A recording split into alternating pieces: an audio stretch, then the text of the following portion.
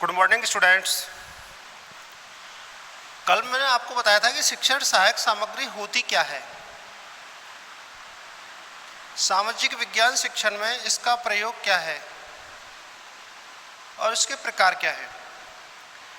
जैसा कि आपको पता है, मैंने कल बताया था कि शिक्षण सहायक सामग्री 3 प्रकार की होती है, जिसमें एक होती है दृश्य, अर्थात जिसे केवल देखकर ही हम सीख सकते हैं किसी चीज़ को। शिक्षक जब अपनी बात कहता है, अपना लेक्चर देता है या दूसरे से किसी विधि से पढ़ाता है, तो विषय वस्तु के कठिन जो प्रत्यय हैं उनको स्पष्ट करने के लिए, गूढ़ रहस्य की बातों को बताने के लिए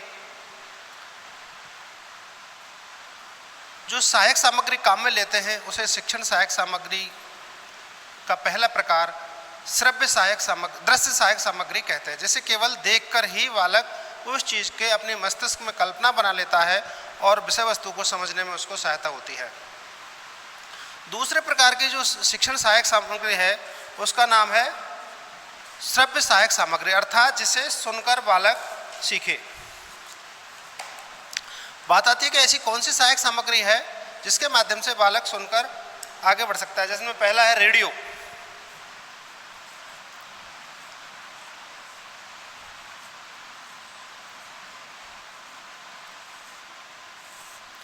बच्चों, आपने देखा होगा प्रधानमंत्री कभी कभी मन की बात नामक एक कार्यक्रम में अपना उद्बोधन देते हैं, अपने मन की बात कहते हैं।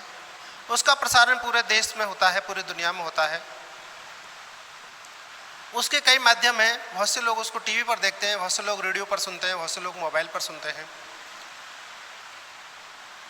वैसे ये जब रेडियो पर प्रसारित होता है तो उस समय हम केवल सुन सकते हैं, देख नहीं सकते। टीवी पर हम इसे देख भी सकते हैं, लेकिन कुछ चीज़ें ऐसी हैं जिन्हें केवल हम रेडियो के माध्यम से ही सुन सकते हैं। जैसे किसी विषय विशेषज्ञ का कोई लेक्चर है, उसे हम रेडियो के माध्यम से सुन सकते हैं। यूजीसी के कोई प्रोग्राम है, एनसीटी के कोई प्रोग्राम है, एनसीईआरटी के कोई प्रोग्राम है, उनको भी हम इसके माध्यम से सुन सकते हैं, जो हमारी विषय वस्तु से संबंधित होते हैं। विभिन्न कक्षाओं के लेक्चर भी रेडियो पर आते रहते हैं। सुबह 7 बजे से 1 बजे, सुबह 7 से 8 तक विविध भारती नाम से कार्यक्रम आता है। उसमें एनसीईआरटी का एक प्रोग्राम आता है, कभी कक्षा 6 का आता है, कभी कक्षा 7 का आता है, कभी कक्षा 8 का आता है, कभी मैथ का आता है, कभी दूसरे विषयों का आता है। ठीक उसी प्रकार से शिक्षक जब अपना कोई जैसा टॉपिक चुनता है और उस टॉपिक से रिलेटेड रेडियो के प्रोग्राम्स में कोई ऐसा प्रोग्राम आता है तो सभी बच्चों को उसे सुनाता है, और उसके सुनने से जो विषय वस्तु हम पढ़ा रहे हैं उसका क्लैरिफिकेशन आसानी से हो जाता है। दूसरा है टेप रिकॉर्डर।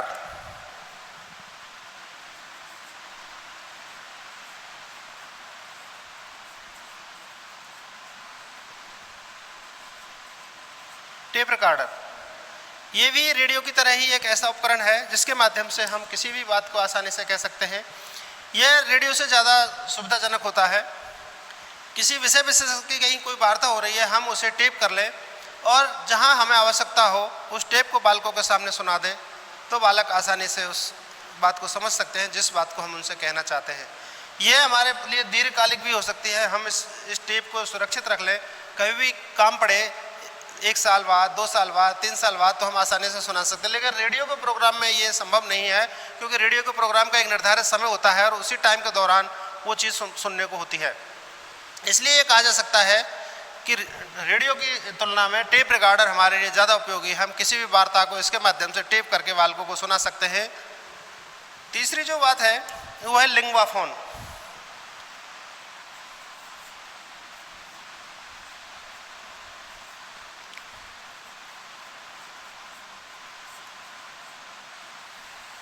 लिंग्वा फोन का जो उपयोग है वो केवल लैंग्वेज संबंधी जो बातें हैं उनके लिए प्रयुक्त किया जाता है। बहुत से बालक ऐसे हैं जिनके उच्चारण संबंधी दोष होते हैं, जैसे प्रतिशत को प्रतिशत कहते हैं, कक्षा को कक्षा कहते हैं, प्रश्न को प्रश्न कहते हैं। ऐसे बालकों की जो प्रोनाउंसिएशन रिलेटेड प्रॉब्लम्स हैं, उच्चारण संबंधी जो दोष हैं, उन दोषों को हम इसके माध्यम से दूर कर सकते हैं। कैसे? एक ही चीज को कई बार हम रिपीट करवा कर, जैसे प्रतिशत, हमने लिखा प्रतिशत,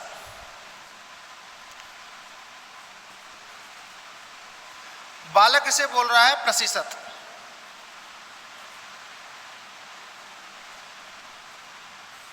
प्रश्न, बालक बोल रहा है प्रश्न। हमने बोला कक्षा, बालक बोल रहा है कक्षा।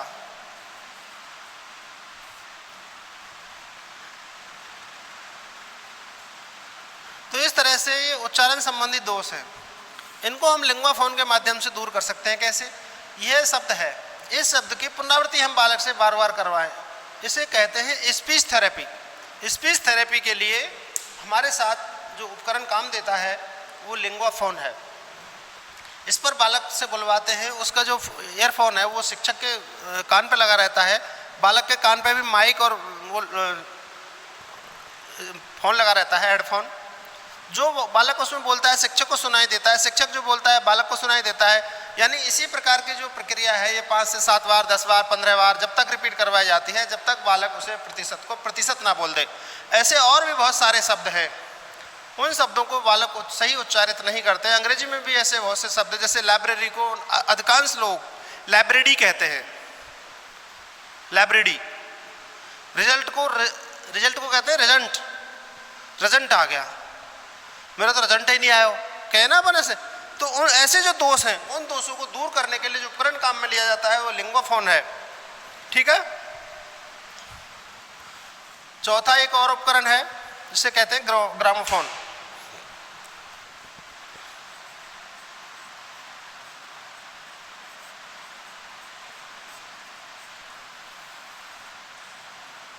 ग्रामोफोन भी एक लिंग्वा फोन जैसा ही उपकरण होता है, लेकिन इन दोनों में अंतर यह है कि इसमें एक इस तरह का एक इतना बड़ा तवा जैसा होता है,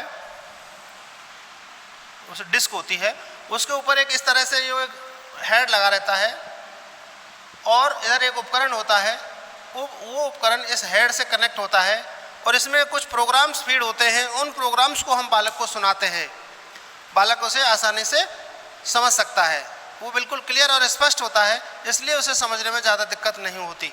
इस तरह से ये लिंग्वा फोन काम करता है। इसमें गाने वगैरह भी हो सकते हैं। अगला है भाषा प्रयोगशाला।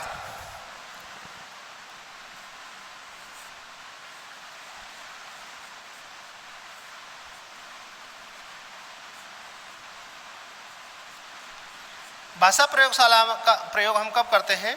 जब बालकों को कोई व्याकरण संबंधी बात समझानी है, अल्फ़ाबेटिक कोई बात समझानी है, या और कोई ऐसी चीज़ें हैं जिन्हें हम मौखिक रूप से नहीं समझा सकते, कक्षा में नहीं समझा सकते, तो भाषा प्रयोगशाला में उनको ले जाते हैं।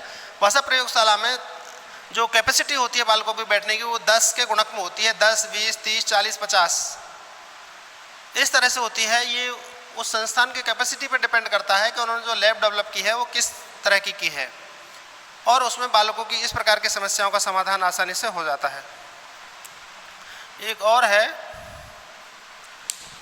तीसरा प्रकार अब है उसका दृश्य श्रव्य सहायक सामग्री, मतलब जिसे देखा भी जा सके और सुना भी जा सके। अभी तक हमने आपको 2 सहायक सामग्रियों के प्रकार बताए, जैसे पहला है दृश्य, दूसरा है श्रव्य, यानी जिसे देखा जा सके, जिसे सुना जा सके, और तीसरा है जिसे सुना भी जा सके और देखा भी जा सके, अर्थात दृश्य श्रव्य सहायक सामग्री।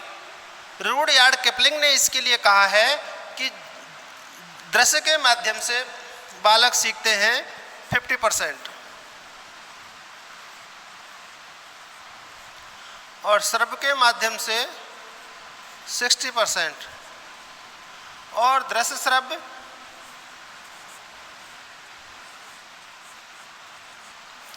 सहायक सामग्री के माध्यम से बालक सीखते हैं 95%। अर्थात हमें जो सहायक सामग्री शिक्षण के दौरान प्रयुक्त करनी है वो यथासंभव हमें दृश्य श्रव्य सहायक सामग्री काम में लेनी चाहिए। हालांकि ये बहुत महंगी होती है बजाय इन दोनों के,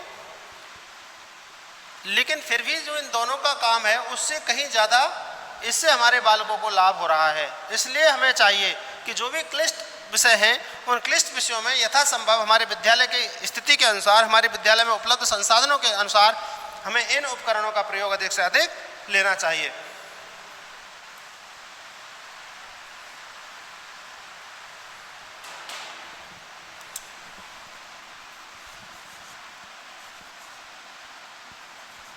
दृश्य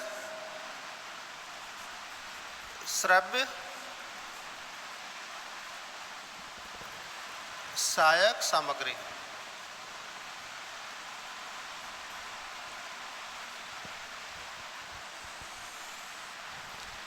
जैसा मैं अभी बता रहा था आपको, जिसे देखा भी जा सके और सुना भी जा सके, जिसमें पहला है कंप्यूटर।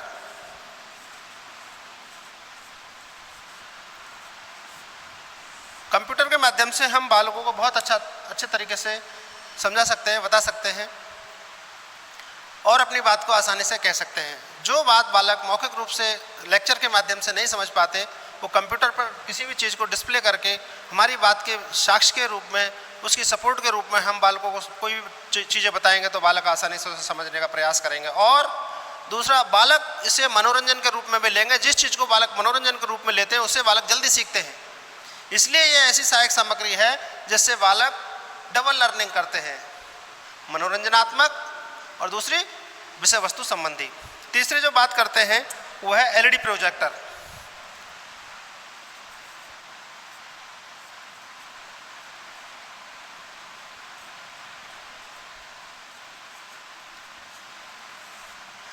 कंप्यूटर का ये दोष है कि कंप्यूटर की स्क्रीन ज़्यादा बड़ी नहीं होती, तो उसे पूरी बड़ी कक्षा में हम प्रयुक्त करेंगे तो थोड़ी कठिनाई का अनुभव करना पड़ेगा। लेकिन कंप्यूटर के माध्यम से एलईडी प्रोजेक्टर हम वहाँ काम में ले सकते हैं, पूरी कक्षा को आसानी से पढ़ा सकते हैं। यानी इन दोनों को जोड़कर हम कितनी ही बड़ी क्लास को आसानी से पढ़ा सकते हैं। उसका डिस्प्ले हम जितना बड़ा लेंगे उतना बड़ा ले सकते हैं। उसका कोई ऐसी बाउंडेशन नहीं है हार्ड एंड फास्ट कि नहीं इसका डिस्प्ले इतना ही होना चाहिए। जैसी हमारी कक्षा है उस कक्षा के अकॉर्डिंग हम उसके डिस्प्ले को चला सकते हैं। इसलिए यह उपकरण बजाय कंप्यूटर के साथ ज़्यादा काम करता है। बालक आसानी से समझ लेते हैं और छोटी चीज़ को हम बड़ी करके आसानी से दिखा सकते हैं, जिससे बालक उसे समझ सकते हैं। कंप्यूटर की स्क्रीन छोटी होती है जिसे हम आसानी से बालकों को नहीं दिखा सकते। TV,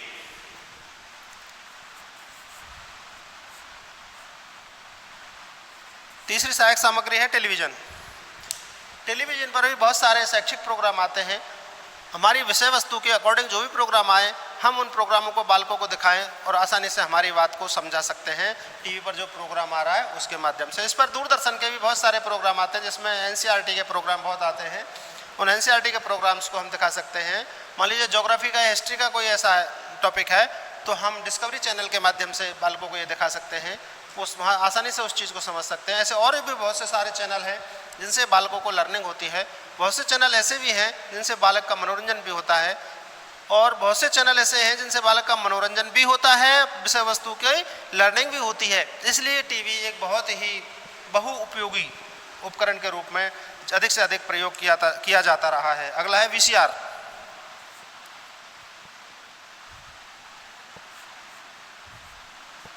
video cassette recorder. इसमें हम किसी भी विद्वान की लेक्चर को, किसी भी विद्वान के प्रेजेंटेशन को रिकॉर्ड करके अपने पास सुरक्षित रख सकते हैं और जब हमें आवश्यकता हो हम अपने बालकों को उसके माध्यम से पढ़ा सकते हैं। इसलिए वीसीआर भी हमारे लिए बहुत अच्छा एक उपकरण है। और एक और भी इंटरेस्टिंग उपकरण है जिसका नाम है एपिडायस्कोप।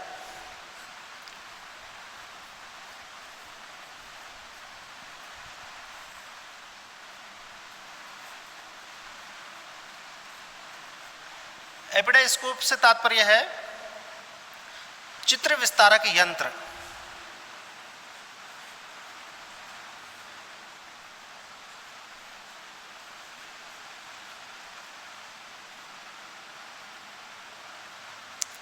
चलो आप थोड़ी देर के लिए विषय से हटते हैं। मैं आपसे सबसे पूछता हूं कि आप में से पिक्चर कितने लोगों ने देखी है पिक्चर हॉल में?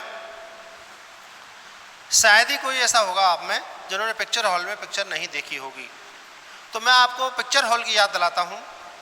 जब आप पिक्चर हॉल में बैठे होते हैं और आपका मुंह पर्दे की तरफ होता है जिधर पिक्चर चल रही होती है और आपके पीठ के पीछे से, आपके सिर के पीछे से एक बहुत तेज रोशनी आती है। उस रोशनी से ही पर्दे पर जो चित्र हैं वो दिखाई देते हैं और रोशनी फेंकने वाला जो यंत्र है उस यंत्र को कहते हैं एपिडायस्कोप। उसमें जैसे हमारे फोटोज का नेगेटिव होता है, इतनी बड़ी एक फिल्म होती है, उस फिल्म को उसमें कंप्यूटर के माध्यम से चलाते हैं और वो छोटी फिल्म ही बहुत बड़ा उस प्रकाश के माध्यम से डिस्प्ले पर आता है। और आसानी से हम लोगों को दिखता है। उसी प्रकार से एपिडाइस्कोप बहुत तरह के आते हैं। छोटा एपिडाइस्कोप हम कक्ष में ला सकते हैं, हमारे सेमिनार हॉल में ला सकते हैं। वहाँ बालकों को हम अपने पाठ की विषय वस्तु से रिलेटेड एक फिल्म बनाकर या चार्ट आदि पोस्टर आदि बनाकर उनकी पिक्चर बनाएं, बच्चों से ही रोल प्ले करवाएं, उनको उसमें फीड करें और फिर हम बालकों को आसानी से दिखा सकते हैं। इस तरह से चित्र विस्तारक यंत्र भी हमारे लिए बहुत उपयोगी विषय है, लेकिन ये थोड़ा महंगा होता है, इसलिए हर विद्यालय इसे खरीदने में सक्षम नहीं होता। अधिकांश जो मॉडर्न स्कूल हैं, जो स्मार्ट क्लास जिन स्कूलों में हैं या कॉलेजों में हैं या यूनिवर्सिटीज़ में हैं, वहीं हमें ये देखने को मिलेगा। हर जगह इसकी उपलब्धता संभव नहीं। भ्रमण,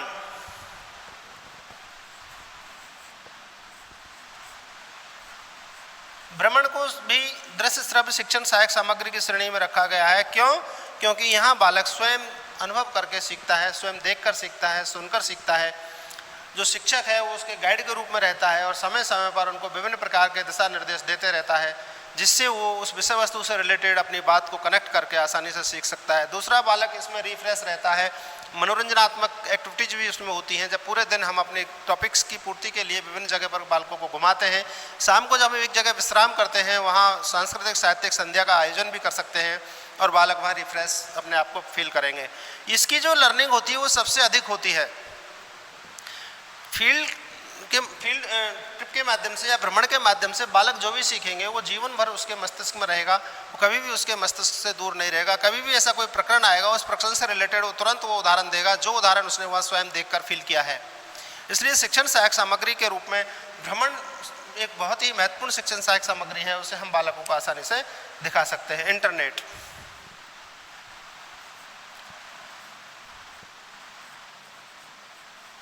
वैज्ञानिकों की एक बहुत ही बड़ी उपलब्धि है इंटरनेट, लेकिन आज के युग में इंटरनेट का जो यूज है वो पॉजिटिव बहुत कम और नेगेटिव बहुत ज़्यादा हो रहा है। इसके दुष्परिणाम भी देखने को मिल रहे हैं, लेकिन इसका यदि सदुपयोग किया जाए तो ये हमारे लिए वरदान साबित होगा। कक्ष में हम ऐसी बहुत सारी चीज़ें हैं जिन्हें बालकों को बताना चाहते हैं और इंटरनेट के माध्यम से हमारे लिए वो बहुत सरल रास्ता बन जाता है। इंटरनेट के माध्यम से हम कंप्यूटर के माध्यम से या दूसरे और उपकरणों के माध्यम से आसानी से बालकों को वो चीज़ बता सकते हैं जिन चीज़ों को हम अपनी विषय वस्तु में लेकर बालकों को पढ़ा रहे होते हैं। इससे अगला है फिल्म।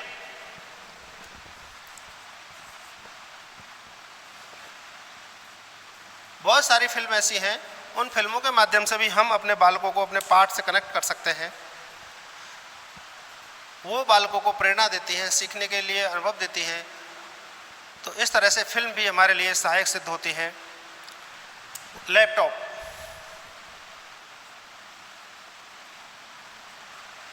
लैपटॉप भी हमारा एक बहुत ही अच्छा उपकरण है। इसको भी हम कहीं भी यूज कर सकते हैं। जहाँ एलईडी प्रोजेक्टर और कंप्यूटर की बात हम कर रहे थे, वहाँ लैपटॉप का भी हम यूज कर सकते हैं। लेकिन लैपटॉप में और एलईडी प्रोजेक्टर और कंप्यूटर में ये अंतर है कि लैपटॉप को हम कहीं भी आसानी से ला सकते हैं, ले जा सकते हैं, लेकिन कंप्यूटर को और एलईडी को हम ले जा सकते हैं, लेकिन ज़रूरी नहीं कि वहाँ बिजली की व्यवस्था हो, ज़रूरी नहीं कि हमारे पास इतने साधन हो कि हम इनको उसमें रख के ले जाएं। लेकिन लैपटॉप को हम आसानी से एक बैग में रख के ले जा सकते हैं। वहाँ लाइट की भी हमें कोई ज़रूरत नहीं पड़ेगी। क्यों? क्योंकि उसमें एक ऐसी बैटरी होती है, उस बैटरी के माध्यम से 4-5 घंटे आसानी से लैपटॉप चल सकता है। और लास्ट है टैब अथवा नोटबुक। आज ऐसी भी नोटबुक चली हैं, टैब भी चली हैं, जिनके माध्यम से बालक, लैपटॉप का छोटा रूप है ये, इनसे भी वो बालक आसानी से सीख सकते हैं। इनको भी हम सिखाने के लिए कक्ष में किसी भी चीज़ को काम में ले सकते हैं। बालकों को उसका डिस्प्ले दिखा सकते हैं। कक्षा छोटी है तो इन चीज़ों का हम प्रयोग कर सकते हैं। इस तरह से ये कहा जा सकता है कि शिक्षण सहायक सामग्री सामाजिक विज्ञान शिक्षण के शिक्षण में बहुत ही उपयोगी उपकरण है। इनके माध्यम से हम अपने शिक्षण को बहुत ही अच्छे तरीके से प्रस्तुत कर सकते हैं, बालकों को प्रेरणादायी बना सकते हैं और उनके जो लर्निंग एबिलिटीज़ हैं उन लर्निंग एबिलिटीज़ को हम आसानी से बढ़ा सकते हैं। ठीक है।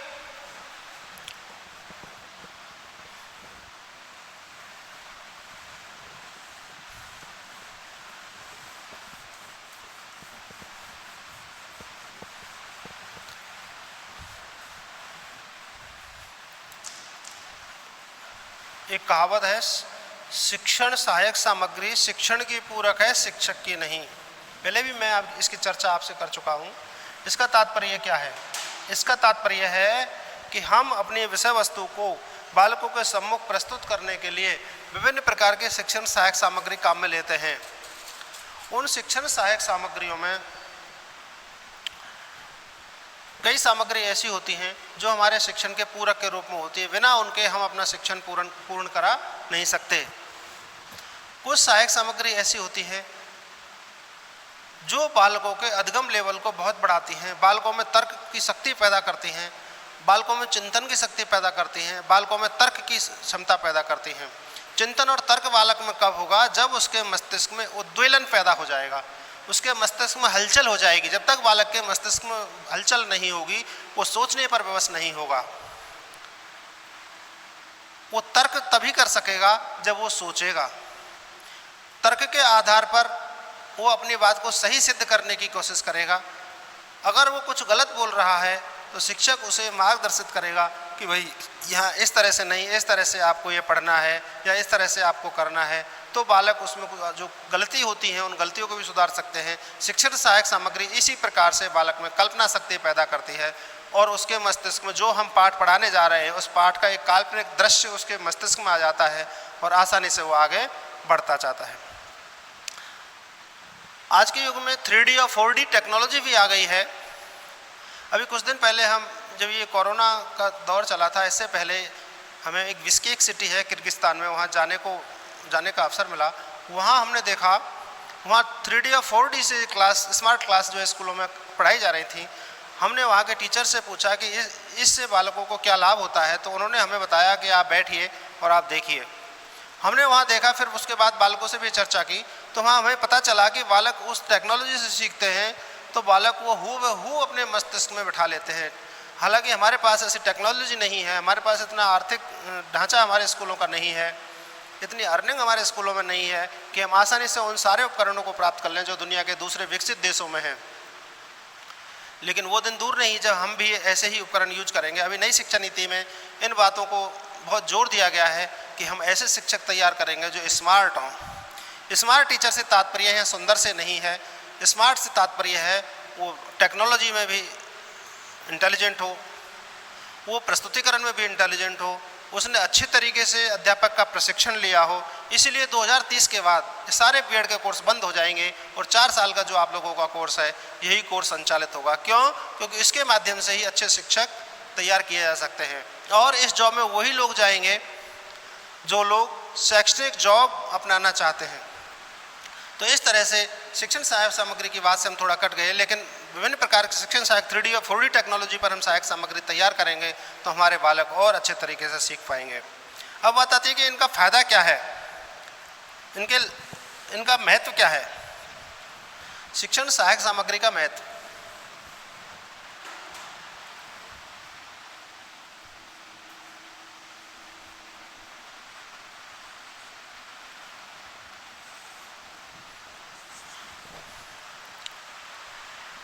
जिज्ञासा की संतुष्टि।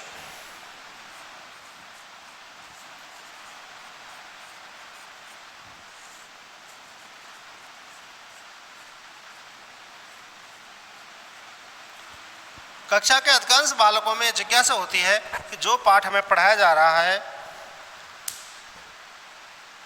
उससे रिलेटेड विभिन्न प्रकार के प्रश्न बालक के मस्तिष्क में आते हैं और वो उन टीचर से पूछता है, जिससे उनकी जिज्ञासा को वो शिक्षण सहायक सामग्री के रूप में साक्ष्य प्रस्तुत करके उस जिज्ञासा को संतुष्ट करता है। इसलिए शिक्षण सहायक सामग्री का एक महत्वपूर्ण योगदान ये भी है कि बालक की जिज्ञासा को शांत करने में ये बहुत योगदान करता है। कई टॉपिक ऐसे हैं, जैसे मान लीजिए मैं आपको कश्मीर समस्या पढ़ा रहा हूँ, कश्मीर का एक मानचित्र मैंने बना लिया,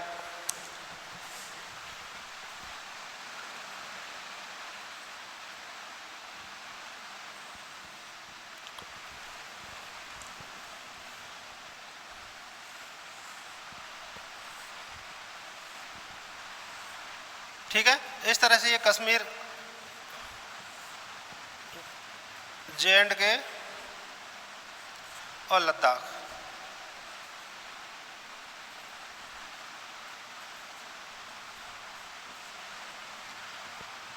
अब बात आती है कि यहाँ ये जो जम्मू कश्मीर जब एक राज्य था तो ये समस्या अंतर्राष्ट्रीय समस्या कैसे बनी।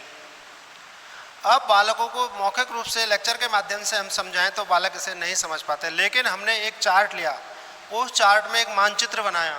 उस मानचित्र को हमने पहले ये लद्दाख और कश्मीर को हटा के केवल हमने जम्मू कश्मीर की बात की कि ये जो स्टेट था ये राजा हरि सिंह के अधीन था। 15 अगस्त 1947 से पहले भारत आज़ाद हुआ, उससे पहले की बात है, यहाँ का राजा कर्नल हरि सिंह हुआ करता था। फिर उसके बाद भारत विभाजन के बाद राजा हरि सिंह ने कहा कि मैं कश्मीर को भारत और पाकिस्तान में नहीं मिलाऊंगा, मैं अपना स्वतंत्र देश रखूंगा जिसका नाम होगा जम्मू और कश्मीर। इस बात पर दोनों देश भी सहमत हो गए और भारत भी। लेकिन भारत के मस्तिष्क में ये बात थी, जो हमारे भारत के एकीकरण में महत्वपूर्ण योगदान देने वाले थे, तत्कालिक गृह मंत्री भी थे और प्रधानमंत्री भी थे, सरदार वल्लभ भाई पटेल। सरदार वल्लभ भाई पटेल चाहते थे कि कश्मीर भी हमारा हिस्सा बने, क्योंकि ये हमारा ताज है भारत का। उधर पाकिस्तान के लोगों के दिमाग में भी ये बात थी कि कश्मीर जैसा बहुत ही महत्वपूर्ण क्षेत्र हमारा जो है पर्यटन की दृष्टि से टॉप का है, इससे पर्यटन की दृष्टि से हमारी बहुत आमदनी होगी और यह पाकिस्तान में मिलना चाहिए। जब ये बात आई तो पाकिस्तान ने कबायलियों के बेस में अपने सेना को वहाँ भेजा और राजा हरि सिंह की सेना के ऊपर धावा बोल दिया। राजा हरि सिंह वहाँ के आक्रमण से घबरा गया और भारत की शरण में आने के लिए दिल्ली वो आए। उन्होंने सरदार वल्लभ भाई पटेल से इस बात की चर्चा की कि इस तरह से मेरे साथ समस्या है, मैं कश्मीर को भारत में विलय कर दूंगा। जब तक ये चर्चा चल ही रही थी तब तक भारत के प्रधानमंत्री पंडित जवाहरलाल नेहरू इस समस्या को यूएनओ में ले गए। यूएनओ का मतलब संयुक्त राष्ट्र संघ, यूनाइटेड नेशन ऑफ। तो वहाँ जब ले गए तो यह समस्या अंतर्राष्ट्रीय समस्या का रूप ले चुकी थी। इस तरह से यह समस्या हमारे सामने उपस्थित हुई। यह हम लेक्चर के माध्यम से बालकों को बताएं तो इतने अच्छे तरीके से नहीं सीख पाएंगे, लेकिन चार्ट के माध्यम से हम बालकों को यह बात समझाएंगे तो अच्छे तरीके से सीख पाएंगे। वर्तमान स्थितियों के बारे में यदि बालक चर्चा करता है तो फिर कह देंगे नरेंद्र मोदी सरकार ने इसके 2 टुकड़े कर दिए और धारा 370 और 35A जो इस राज्य को विशेष दर्जा देती थी, ये दोनों धाराओं को हटा के और भारत के दूसरे राज्यों के बराबर का दर्जा इस क्षेत्र को दिया। यहाँ की जनता बहुत संतुष्ट हुई, लेकिन राजनेता संतुष्ट नहीं हुए। फिर उन्होंने इसके 2 टुकड़े कर दिए और दोनों केंद्र शासित प्रदेश बना दिए, जम्मू एंड कश्मीर और लद्दाख। इस तरह से वर्तमान स्थिति यहाँ तनावपूर्ण बनी रहती है। उसका कारण है यहाँ के अलगाववादी जो लोग हैं वो यहाँ की जनता को भड़काते रहते हैं, आतंकवादियों को पनाह देते रहते हैं, जिसके कारण यहाँ सदैव तनाव बना रहता है। लेकिन वर्तमान स्थितियों में यहाँ इतना अधिक तनाव नहीं है। भारतीय सेना की कंट्रोलिंग के कारण ये सब नियंत्रण में है। इस तरह से यदि J&K की प्रॉब्लम्स को हम बालकों को बताएं तो बालक आसानी से सीख सकते हैं और उनके जिज्ञासा की संतुष्टि होगी। दूसरी जब हम बात करते हैं रचनात्मक शक्ति का विकास,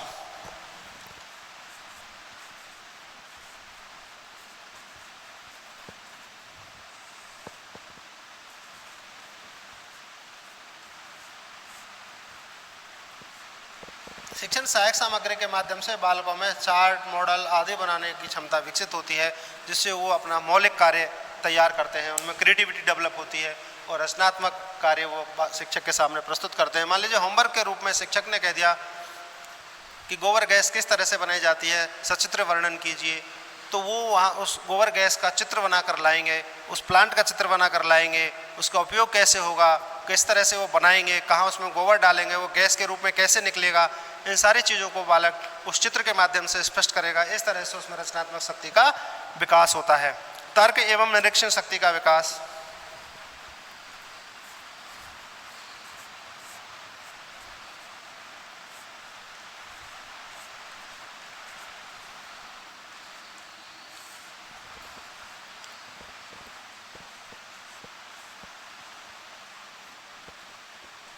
जो भी शिक्षण सहायक सामग्री हमने काम में ली है उस सहायक सामग्री को बालक बड़ी गहनता से देखेगा, उसका निरीक्षण करेगा और उस निरीक्षण के आधार पर उसके मस्तिष्क में कई प्रश्न आएंगे, जिन प्रश्नों को वो तर्क के रूप में शिक्षक के सामने रखेगा कि ये सर ऐसे नहीं, ऐसे भी हो सकता है। जैसे कश्मीर समस्या के बारे में ही कहें कि भाई जब ये समस्या हमारी थी तो हम इसको यूएनओ में क्यों ले गए, संयुक्त राष्ट्र संघ में क्यों ले गए?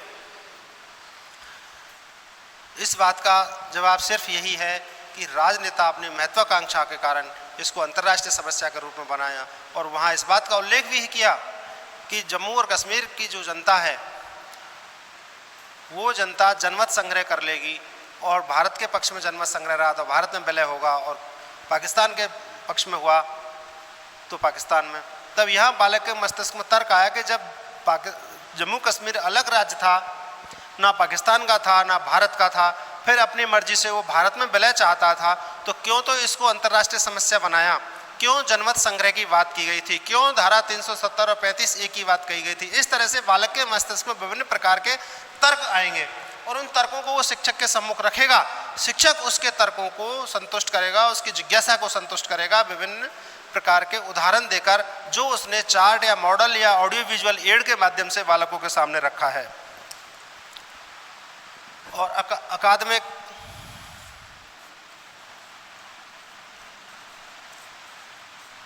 माहौल बनाने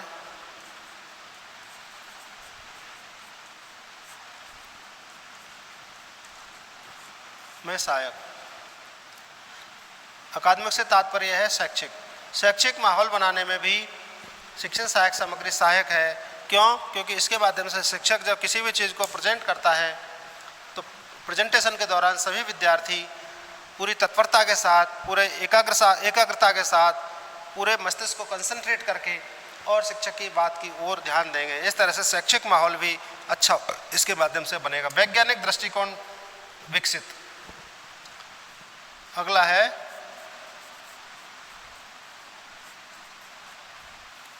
वैज्ञानिक दृष्टिकोण का विकास, अर्थात वैज्ञानिक दृष्टिकोण से तात्पर्य है क्रमबद्ध रूप से सारी बातों को वो आसानी से समझ लेगा और उसके मस्तिष्क में एक ऐसा दृष्टिकोण पैदा होगा कि हर चीज़ को वो क्रमबद्ध रूप में, व्यवस्थित रूप में हर किसी व्यक्ति के सामने रखेगा। इससे शिक्षण सहायक सामग्री के माध्यम से बालकों में वैज्ञानिक दृष्टिकोण भी विकसित होता है। सहयोग में सामाजिकता के गुणों का विकास।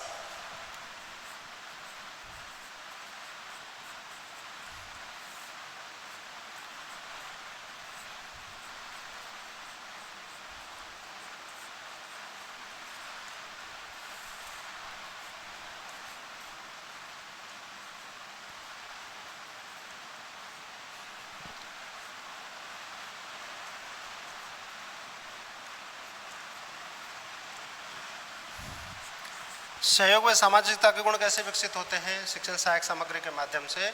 हम जो शिक्षण सहायक सामग्री बनाएंगे वो शिक्षण सहायक सामग्री छात्रों के सहयोग से बनाना हमें चाहिए, जिससे छात्रों का सहयोग भी हम लें, जिससे उनमें सहयोग की भावना विकसित होगी, एक दूसरे के सहयोग की भावना होगी, अर्थात सामाजिकता का गुण भी विकसित होगा। इसलिए हमें शिक्षण सहायक सामग्री के निर्माण में बालकों का भी योगदान लेना चाहिए। आवश्यकता अनुसार तकनीकी के उपयोग में दक्ष।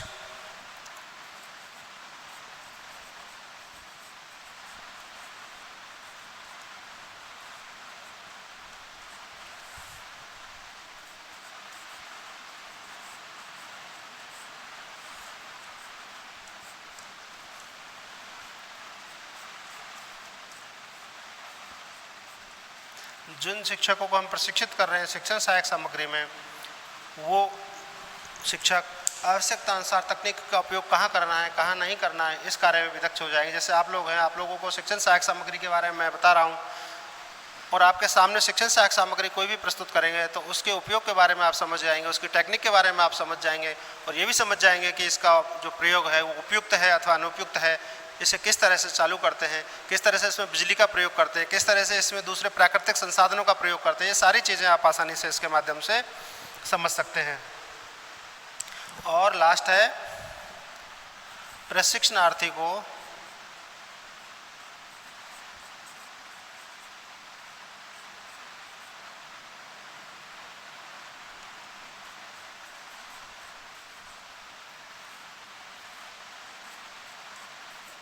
स्वयं करके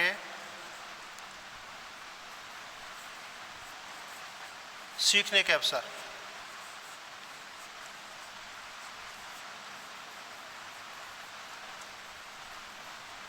आप जब शिक्षक प्रशिक्षण के दौरान शिक्षणाभ्यास में जाएंगे, जिसे हम इंटर्नशिप कहते हैं, तो वहाँ आप विभिन्न प्रकार की शिक्षण सहायक सामग्री तैयार करेंगे, स्वयं उनका प्रयोग करेंगे और आप आसानी से सीख जाएंगे कि किस तरह से हमें कौन सी शिक्षण सहायक सामग्री बालकों के सम्मुख प्रस्तुत करनी है और कौन सी सहायक सामग्री हमें प्रस्तुत नहीं करनी। अगली है खोजी प्रवृत्ति।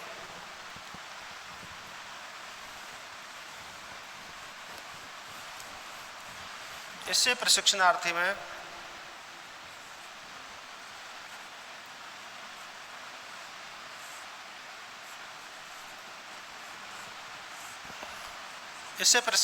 खोजी प्रवृत्ति विकसित होती है, जिससे वो विभिन्न चीज़ों के बारे में गहनता से खोज करता है कि कौन सी चीज़ के माध्यम से हम अपने बालकों को अच्छे तरीके से पढ़ा सकते हैं, किस चीज़ को नहीं पढ़ा सकते।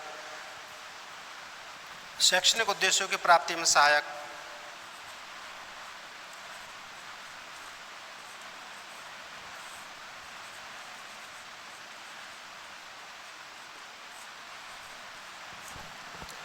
प्राप्ति में सहायक।